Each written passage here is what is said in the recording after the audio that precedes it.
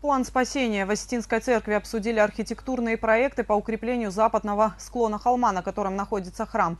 Напомним, в начале месяца вопрос об опасном положении, в котором находится объект архитектурного и культурного наследия, подняли на заседании собрания представителей Владикавказа.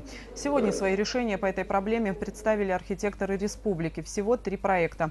Их подготовили Ирина Уракова, Руслан Аликов и архитектурно-художественный отдел Владикавказской Аланской епархии.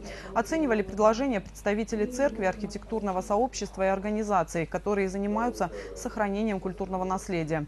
Работы рассматривают с технической и эстетической точек зрения. Остановить свой выбор на конкретном проекте не удалось. Участники встречи высказали свои замечания и предложили архитекторам дополнить работы. Сейчас даже в первую очередь, помимо конструктива, он, в общем-то, более-менее понятен. Этот вопрос решаем, и нужно подумать о том, каким образом эту конструкцию можно было бы обыграть так, чтобы